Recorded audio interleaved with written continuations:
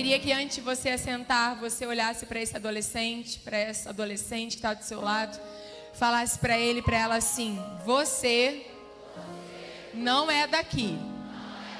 Agora fala com voz de profeta, sabe, assembleano, cheio de Deus. Você vai falar para ele, para ela de novo. Fala: você não é daqui. Declare: você é peregrino. Aleluia, glória a Deus. Tome o seu lugar. Eu vou combinar com vocês uma coisa. Olha para cá.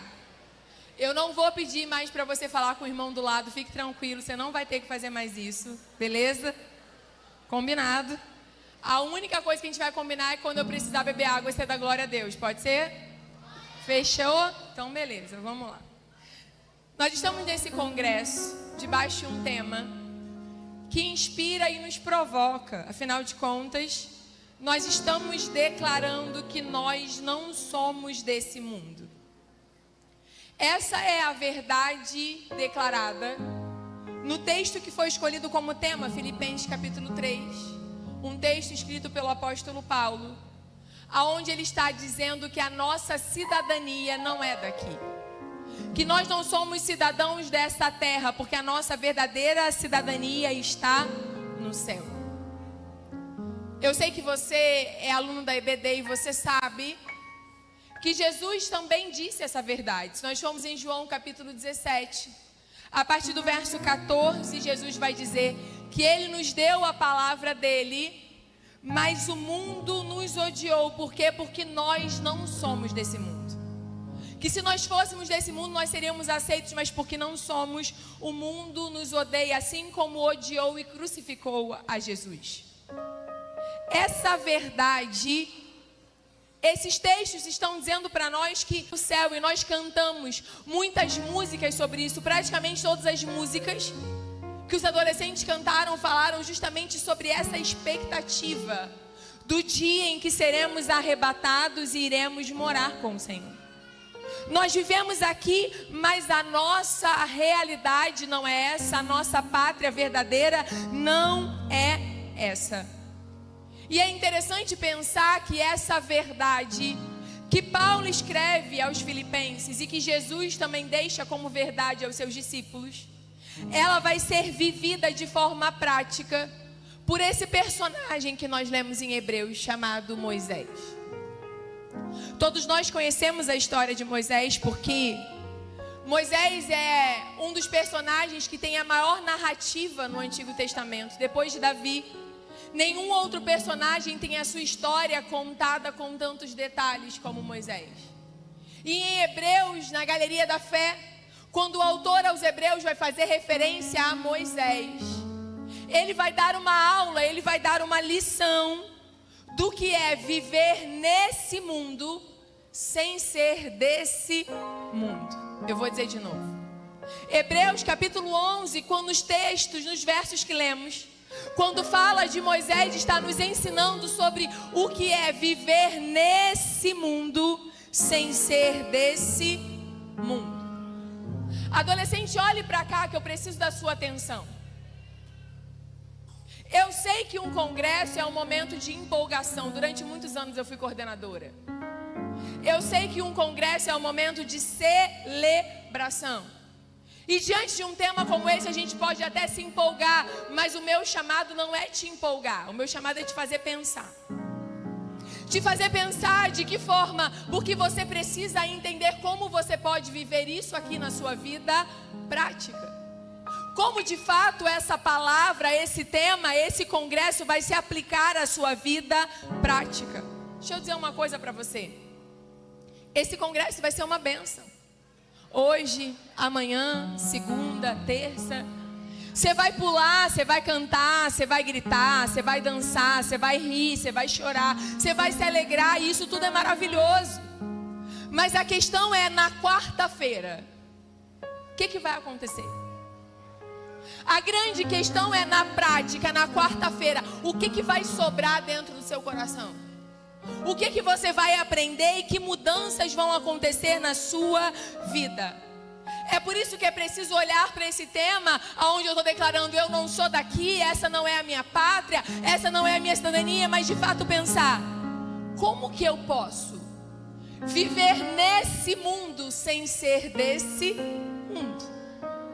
Como é que na minha vida, no meu dia a dia, na minha rotina, eu posso viver nesse mundo que estamos vivendo, cheio de problemas, cheio de desafios, mas não ser preso por este mundo? A vida de Moisés, ela nos ensina sobre como podemos viver essa verdade de forma prática. Ela nos ensina como a gente consegue não apenas ter isso como uma frase de efeito ou como uma frase na nossa camisa que está muito bonita, mas como de fato uma realidade. Quem aqui lembra da história de Moisés? Quem lembra? Eu preciso da sua atenção. A história de Moisés começa a ser contada para nós em Êxodo capítulo 1. E a gente sabe que Moisés nasce em um período de perseguição.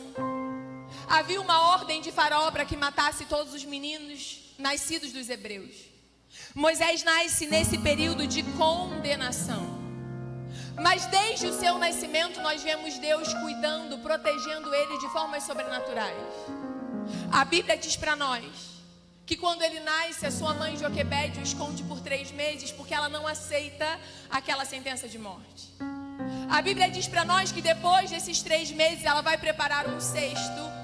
Ela vai colocar o menino dentro do cesto e ela vai deixar esse cesto na beira do rio. Não no rio, mas à beira do rio. Se você ler o texto, você vai ver isso. A Bíblia também diz para nós que a filha de Faraó vai se banhar no rio e ela escuta o choro do menino. Ela se compadece e resolve adotá-lo. A Bíblia também conta para nós que Miriam, irmã dele, estava por perto. E ao ver que a filha de Faraó pega o menino, ela se oferece para conseguir uma ama judia para cuidar e amamentar o menino. E você sabe a história. Miriam vai e chama a sua própria mãe, que vai cuidar do menino até que ele seja desmamado. E ele então vai ser adotado e vai para o palácio no Egito ser criado como neto de Faraó. Preste atenção nisso aqui, isso aqui é muito importante. Moisés é criado como um príncipe. Moisés é criado tendo todo acesso ao conhecimento, estratégia, a tudo aquilo que havia de melhor dentro do palácio. Mas no capítulo 2 do livro de Êxodo, verso 11, diz para nós que em determinado momento, quando Moisés está com 40 anos, ele toma uma decisão que vai mudar a sua vida de forma radical. Ele vai visitar o seu povo, os judeus, e ele percebe que havia um egípcio maltratando um judeu, e ele então defende aquele judeu. E ao defendê-lo, ele vai matar o egípcio. Entenda o que eu estou dizendo para você. Eu não estou defendendo a atitude dele, mas a atitude dele revela o que estava no seu coração. Qual era o desejo de justiça que ele tinha e que ele não tolerava a injustiça com o seu povo. A Bíblia diz para nós que no dia seguinte, quando ele volta, ele é acusado do homicídio que ele fez. Ele vai tentar apartar uma briga. E um deles falam, você vai fazer o quê? Você vai matar como matou ontem? E Moisés então é obrigado a fugir. E a Bíblia diz para nós que ele foge. Ele foge para Midian, onde ele passa mais 40 anos no deserto. Eu preciso te lembrar a história para você entender. Ele vai passar mais 40 anos no deserto agora, cuidando do rebanho do seu sogro, até que um dia Deus aparece para ele, no meio de uma sarça, dizendo, olha Moisés, eu tenho um chamado para a sua vida, você vai voltar para libertar o povo. E nós lembramos a história, ele volta, coisas sobrenaturais acontecem, as pragas vêm, o mar vermelho se abre até que eles finalmente têm a liberdade. Mas nada é tão simples assim, porque mesmo em liberdade eles vão ter mais 40 anos caminhando no deserto com um povo que vivia sendo infiel, que vivia murmurando. E muitos são os desafios, as dificuldades, as barreiras que Moisés tem que enfrentar. Você está olhando para mim dizendo, Laís, por que você está contando tudo isso? Eu estou contando tudo isso para você entrar na história. E agora olhe para mim que eu vou falar uma coisa para você. Eu não sei você, mas eu, quando penso nisso, eu fico cansada só de imaginar toda a trajetória que Moisés precisou passar. Só de tentar entrar na história e me colocar no lugar dele Eu consigo perceber o peso, a dificuldade, os desafios que ele precisou passar. Agora preste atenção nesse detalhe. Eu quero que você pare, pense, volte lá atrás e lembre do momento daquela decisão onde eu disse para você aonde ele decide defender alguém do seu povo. Ele poderia ter ficado na sua zona de conforto, sim ou não? Ele era neto de Faraó, ele estava no palácio, ele tinha tudo de bom ao seu dispor. Ele podia ter ficado com os prazeres do Egito, com a riqueza do Egito, com tudo aquilo que o Egito oferecia para ele, mas ele arrisca tudo por um chamado maior. Ele coloca tudo a perder por causa de um chamado maior. Pense no segundo momento, ele já está com 80 anos. Ele está cuidando do rebanho do seu sogro. Ele está de boa, ele tem esposa, ele tem filho. E ele podia muito bem ficar na sua zona de conforto, mas Deus manda ele voltar para libertar o povo. E ele vai. Por quê? Por que ele abre mão da zona de conforto? Por que ele abre mão de uma vida tranquila para assumir um desafio que parecia impossível? E a resposta, adolescente, é que Moisés escolheu viver não para essa vida. Ah, você não está entendendo não. Moisés escolheu viver como alguém que não é desse mundo e que não vive por uma recompensa terrena. Moisés escolheu viver entendendo que aqui nessa terra ele era apenas um estrangeiro e que ele estava aqui apenas de passagem. Olhar para esse grande retrato da vida desse grande homem de Deus ensina pra gente que existem dois princípios que são inegociáveis para quem deseja realmente viver essa verdade, dizendo: eu não sou daqui. Primeira coisa que você precisa gravar no seu coração: viver como estrangeiro nessa terra é abrir mão daquilo que é momentâneo para não perder aquilo que é eterno. Ei, eu vou dizer de novo e você precisa gravar essa verdade no seu coração. Viver como estrangeiro nessa terra é tomar a decisão de abrir mão daquilo que é momentâneo para não perder aquilo que é eterno. Você consegue entender que Moisés abriu mão de honra, de riqueza, de palácio, de conforto? Que ele abriu mão de toda uma linhagem, de tudo aquilo que ele poderia usufruir dentro do Egito para ter a certeza de que estava fazendo a vontade de Deus. Ele abriu mão de uma casa confortável, ele abriu mão de uma vida confortável para poder ter a certeza de que estava sendo fiel ao chamado de Deus. Eu vim aqui nessa noite dizer para você que entender que não somos desse mundo significa que nós estamos aqui apenas de passagem. Nós estamos aqui apenas de passagem e não vale a pena abrir mão daquilo que é eterno, da nossa verdadeira pátria, por benefícios e prazeres que são apenas momentâneos.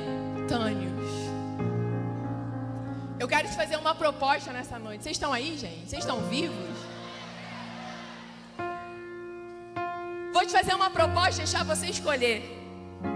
Se você pudesse escolher entre receber hoje uma casa confortável num condomínio seguro, onde você quiser, pode ser na Barra, no Recreio, não sei onde você quer morar. Glória a Deus, eu vi até um glória a Deus agora. Você pode escolher entre receber uma casa confortável, com toda a estrutura, num condomínio seguro, ou você escolher passar 10 dias de férias em Paris, num hotel de luxo.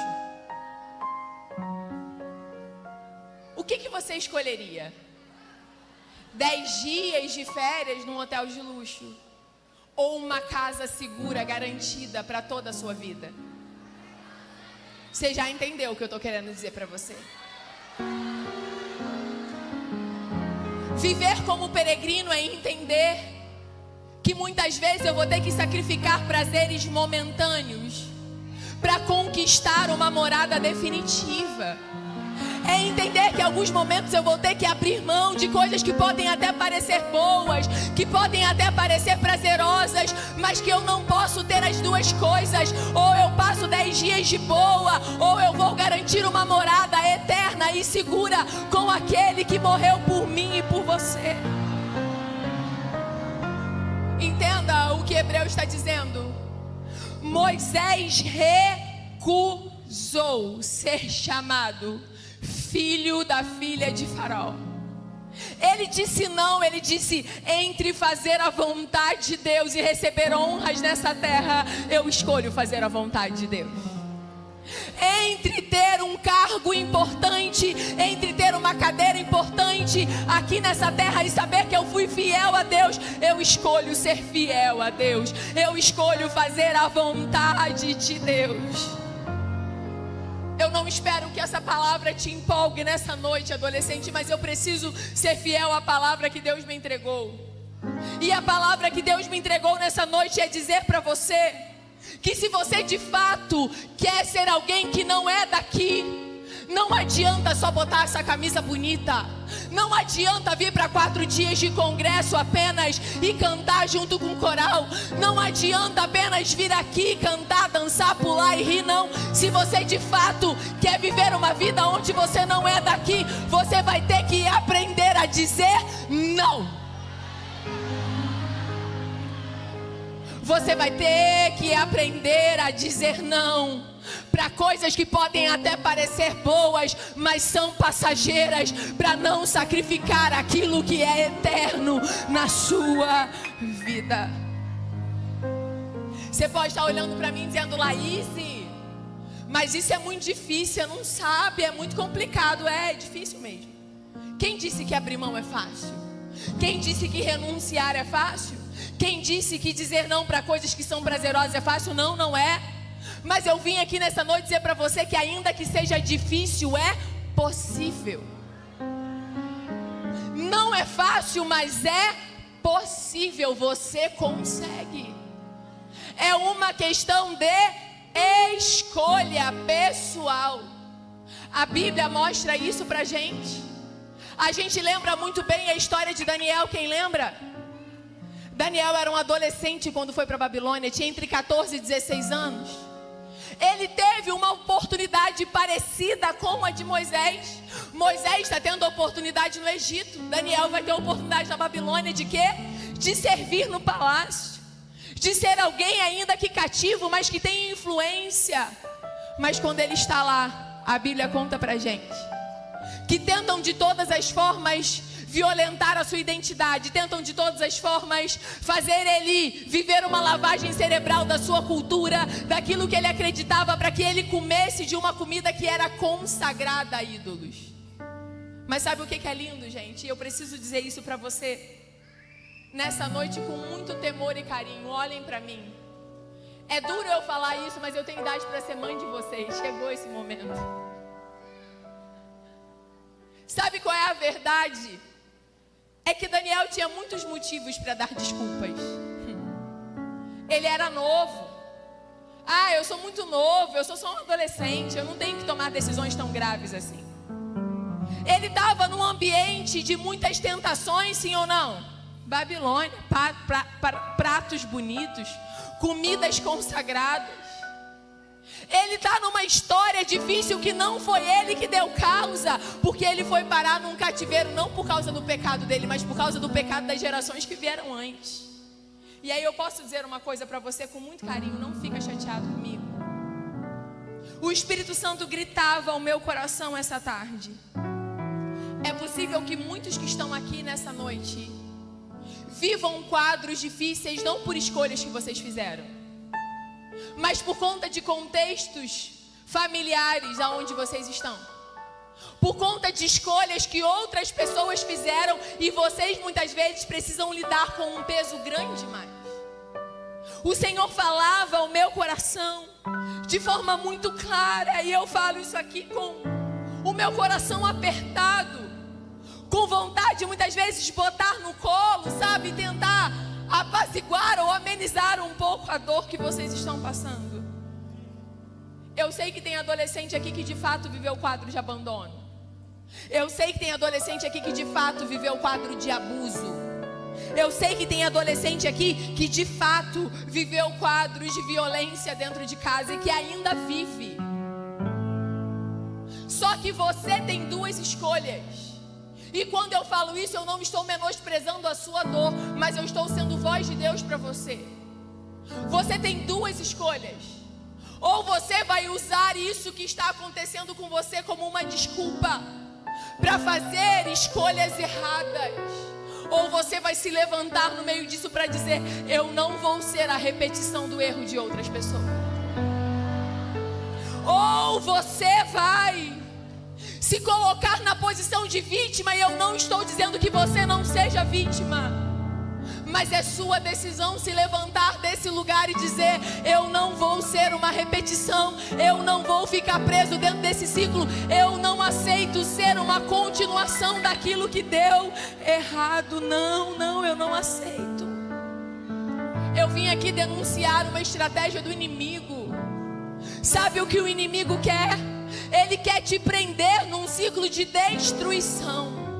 Ele usa alguém para te ferir, e depois ele usa a ferida que fez em você para te prender e você continuar reproduzindo erros.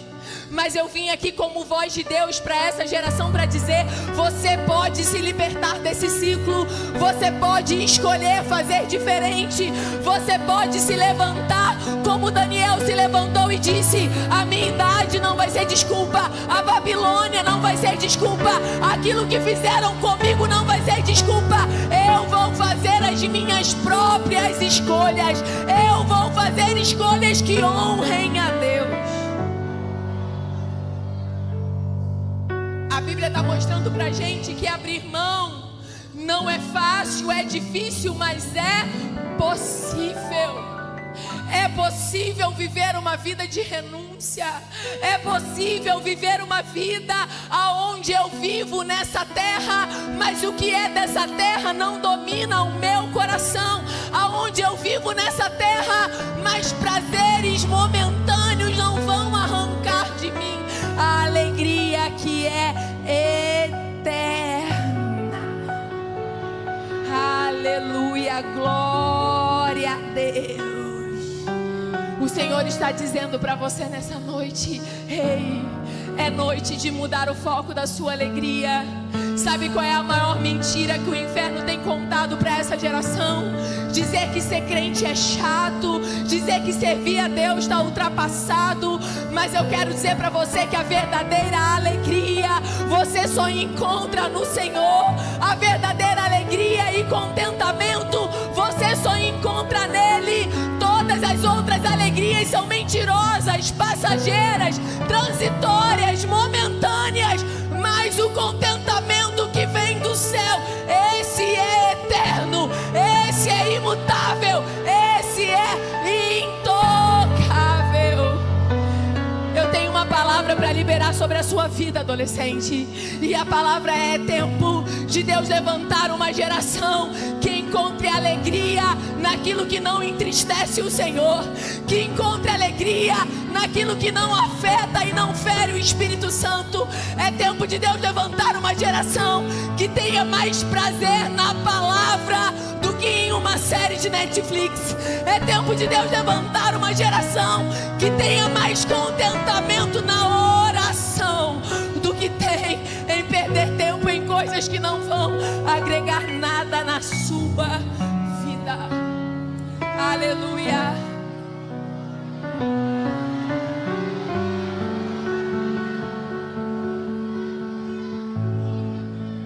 Viver como estrangeiro, a vida de Moisés está nos ensinando, é abrir mão daquilo que é momentâneo para não sacrificar aquilo que é eterno. Viver como estrangeiro é fazer escolhas com base em propósitos e não em necessidades. Deixa eu te contar uma coisa. Todos nós temos necessidades. Ninguém precisa ensinar uma criança a ter fome. Você já parou para pensar nisso? Ter necessidade é algo natural. É algo próprio de ser humano. Uma criança quando nasce, ninguém explica para ela, olha, você precisa ter fome. Não, ela tem. Ela tem e ela chora porque todos nós temos necessidades físicas, emocionais. E naturalmente vamos querer satisfazer as nossas necessidades. Só que o interessante, adolescente, é que o inferno sabe que você tem necessidade. O inimigo da tua alma sabe que você tem necessidades. E é por isso que no meio do caminho, ele sempre vai oferecer pratos atrativos para você satisfazer as suas necessidades. Se você parar para pensar, Lucas capítulo 4 vai dizer para nós que Jesus estava 40 dias sem comer e ele teve fome. O que ele teve? O que ele teve, gente? Fome, necessidade natural do ser humano. Jesus teve fome. E aí quando o inimigo aparece para ele, qual é a primeira oferta que vai fazer? O quê? Pão, comida. Para quê? Para satisfazer necessidade. É sempre assim que o diabo caminha. É sempre assim que ele aparece nas nossas vidas, oferecendo pratos para satisfazer necessidade. Só que Jesus vai olhar para o adversário e vai dizer o quê? Nem só de pão viverá o homem, mas de toda a palavra que sair da boca de Deus. O que é isso? É Jesus olhando para ele e dizendo, eu não vou cair na sua oferta. Não é a minha necessidade que vai me desviar do meu propósito. Não é a minha necessidade que vai me desviar do meu propósito. E Deus me trouxe aqui nessa noite como alerta para o seu coração.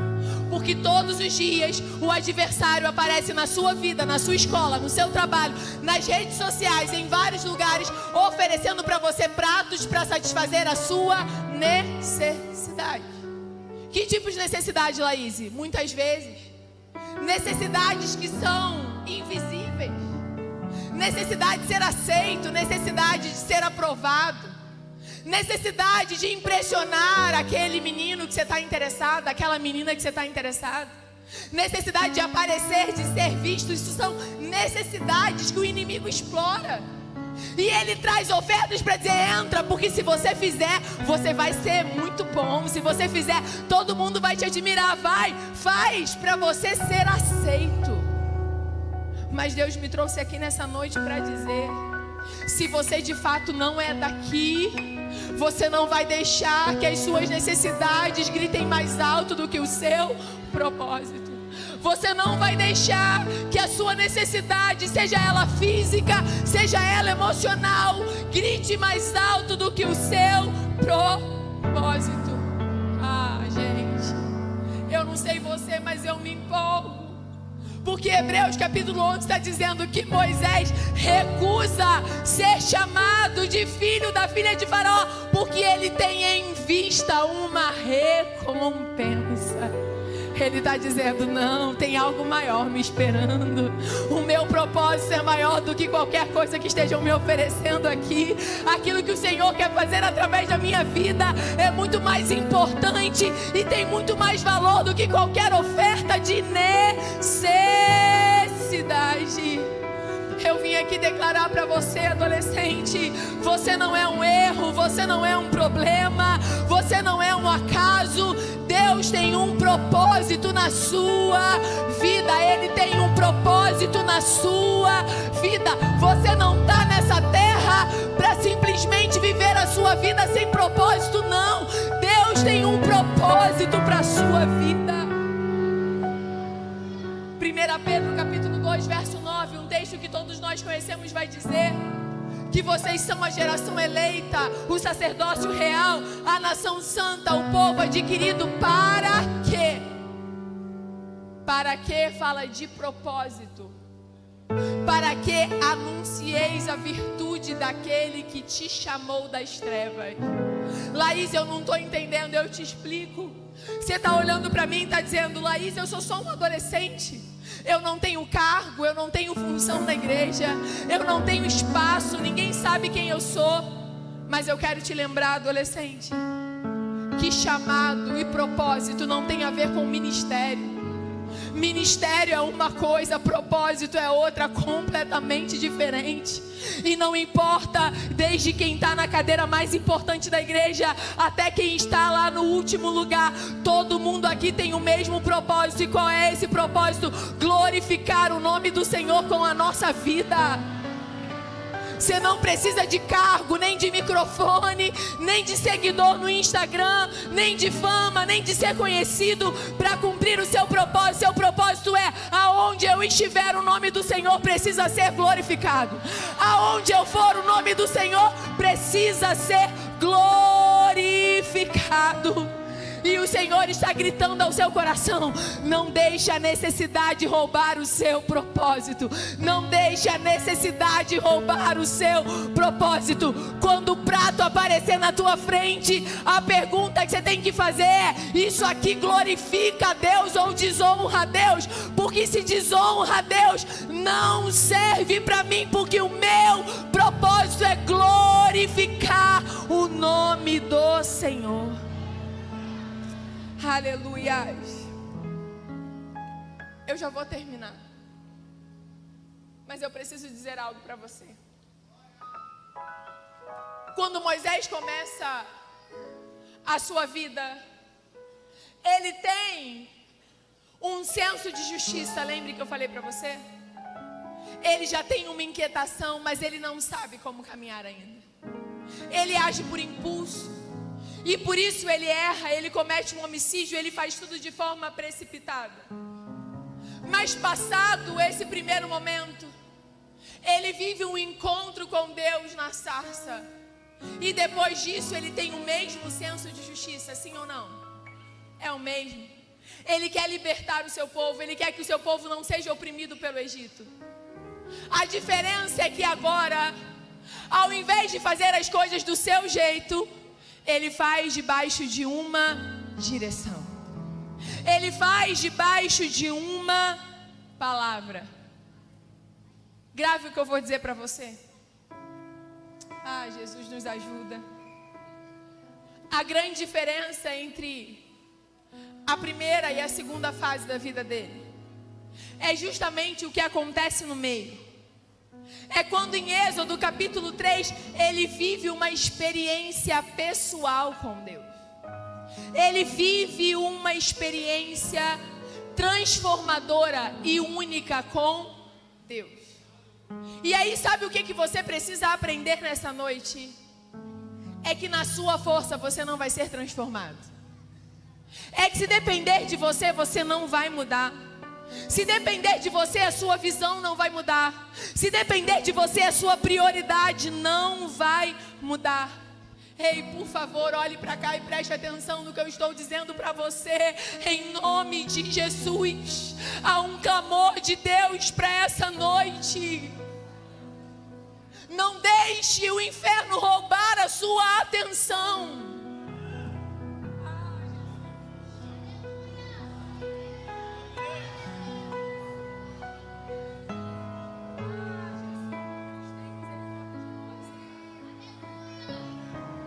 Você quer que eu te mande a real e te fale a verdade?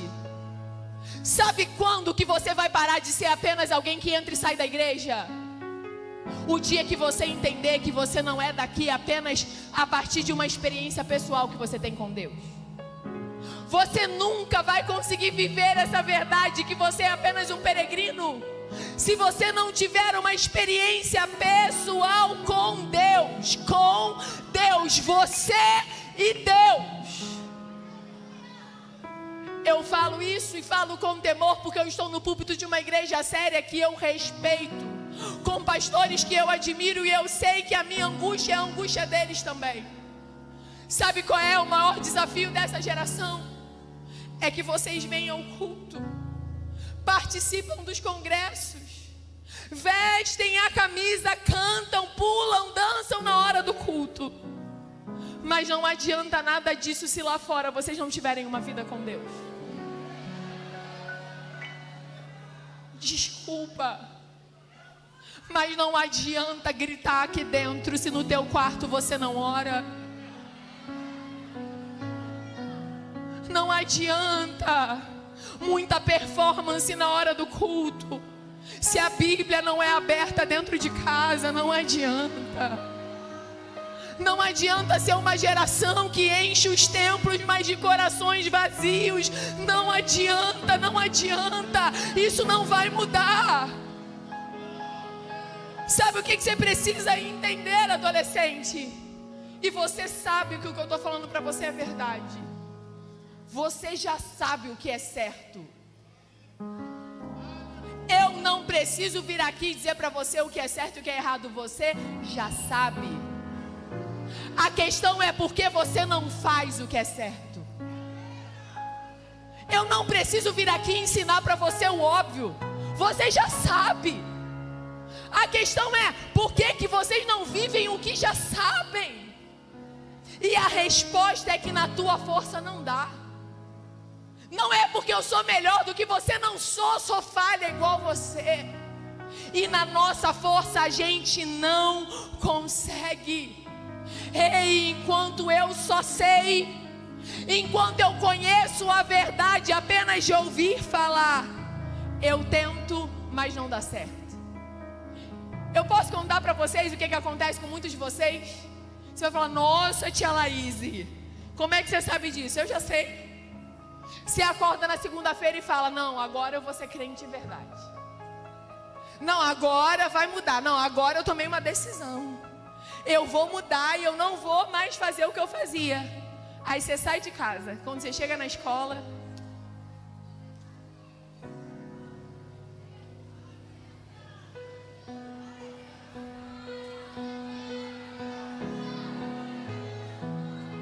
qual que é o problema? Saber você já sabe. O problema é que para viver o que você já sabe, não é na tua força, mas é dependendo do Espírito Santo. Não é na tua força que você vai conseguir. É apenas a partir de uma vida com Deus. E eu vim aqui nessa noite dizer algo que talvez você não queira ouvir, mas eu preciso dizer: não basta saber, você precisa viver. Não basta conhecer, você precisa praticar. E isso você só vai conseguir se você tiver intimidade com Deus. Preste atenção no que eu vou dizer e que Jesus me guarde por essa palavra. Eu não estou aqui para brincar. Eu estava sentada hoje, eram 3h40 da tarde, na frente do computador. E o Senhor claramente falou ao meu coração. Que tem adolescente sentado aqui, que diz, não, quando eu parar de assistir pornografia, aí eu vou ler a Bíblia.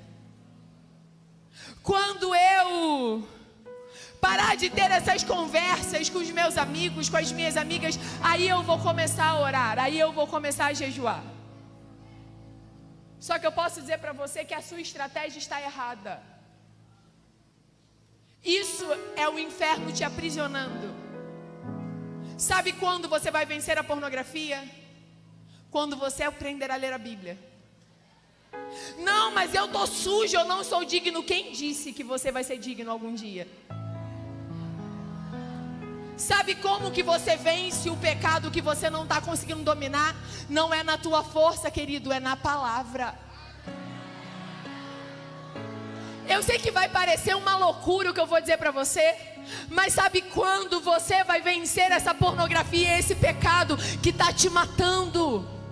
Quando você se voltar para Deus, mesmo ainda não estando conseguindo vencer isso, porque não é você que vai te libertar, é o Senhor que vai te libertar.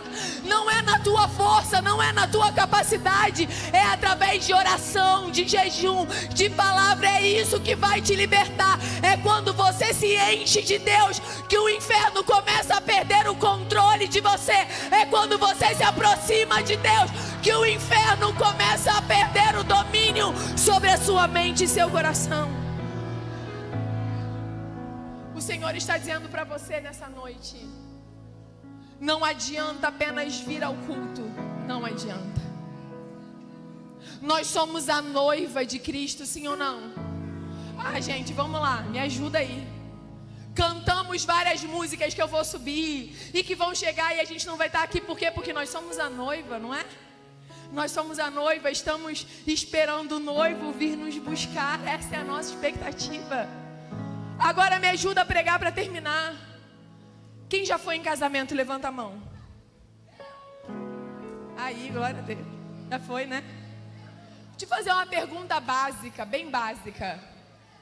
Qual é o momento mais esperado do casamento? É quando a noiva vai entrar, não é verdade? O noivo, esquece, meninos, ninguém tá nem aí pra vocês. O negócio é a noiva. Ninguém quer ver o terno do noivo, que cor é a camisa do noivo, ninguém quer. O negócio é como é que vai ser o vestido da noiva, a maquiagem da noiva, o cabelo da noiva. É isso. Agora olha pra ti aqui e me fala. Você já imaginou num casamento, toca a marcha nupcial, tananana. E aí você olha pra lá pra frente pra ver a noiva entrando e a noiva tá toda descabelada. E aí a noiva vem entrando no corredor, ajeitando o cabelo, colocando o vestido, calçando. Você consegue imaginar isso, gente? Vocês conseguem? Por quê? Porque noiva se prepara no secreto.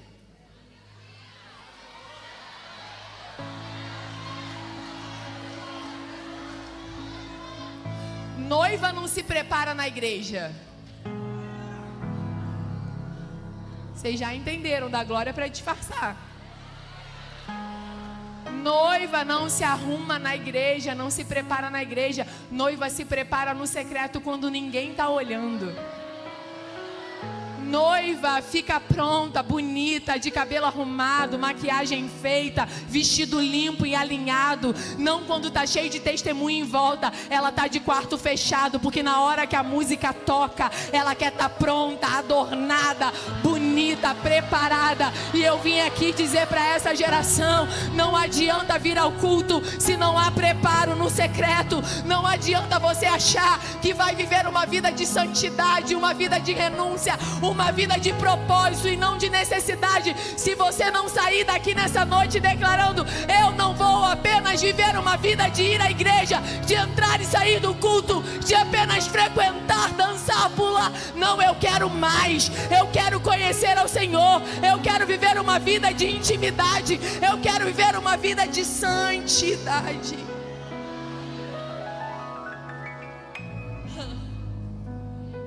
Deus me trouxe aqui nessa noite para você entender que você precisa sair desses 4 dias decidido a viver uma vida diferente.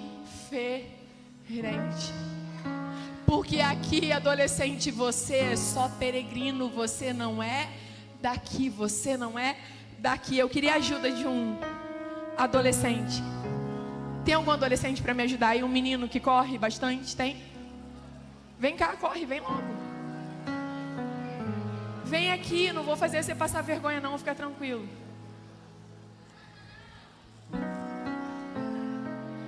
Eu quero fazer com vocês uma ilustração, porque eu sei que eu falo, vocês não vão gravar metade do que eu falei.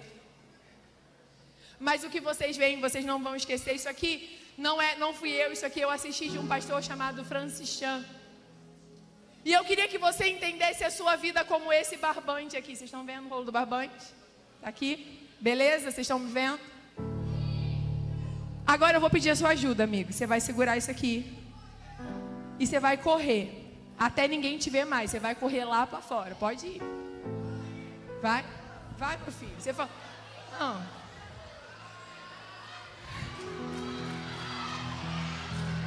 Volta. Você não está me ajudando. Assim você está estragando.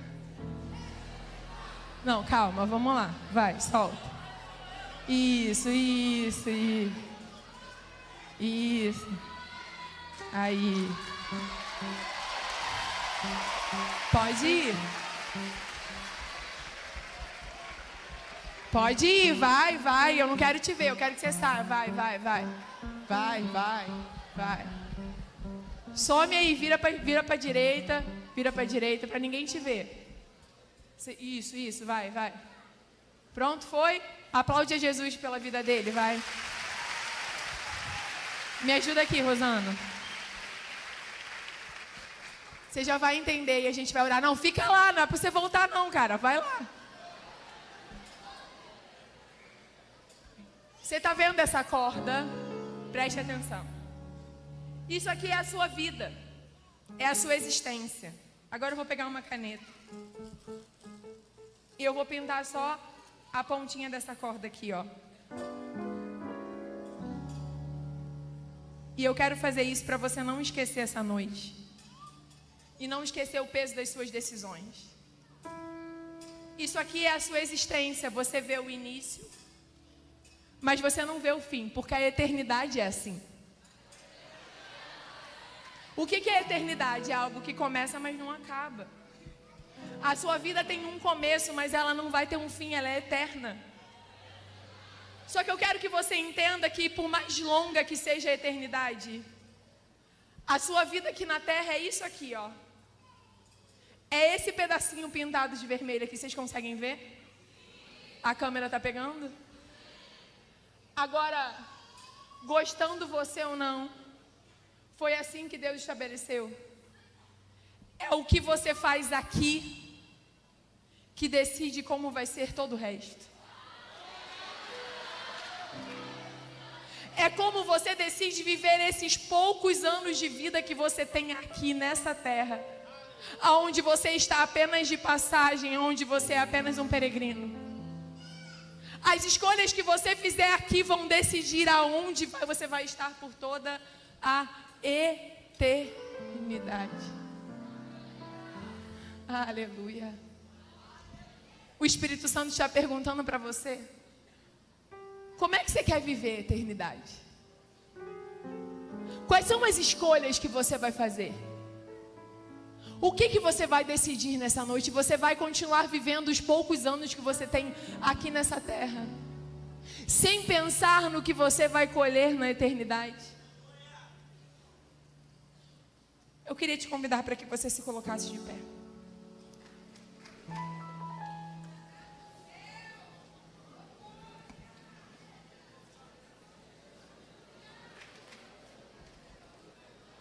Não se movimente, por favor. Eu preciso fazer uma oração. E eu sei que em congresso a gente quer avivamento. Mas posso te falar uma coisa: não existe avivamento sem primeiro ter confissão e quebrantamento. Vai ter um dia que vocês vão voar aqui, eu sei que vai ter. Mas a porção de hoje é um chamado a quebrantamento. E sendo fiel ao que Deus me mandou fazer, eu quero chamar aqui na frente aqueles adolescentes que precisam renunciar a algo. Você que sabe que aquilo que você está fazendo não está agradando a Deus. Você que sabe que você está de camiseta no congresso, mas Deus conhece você e Ele sabe se as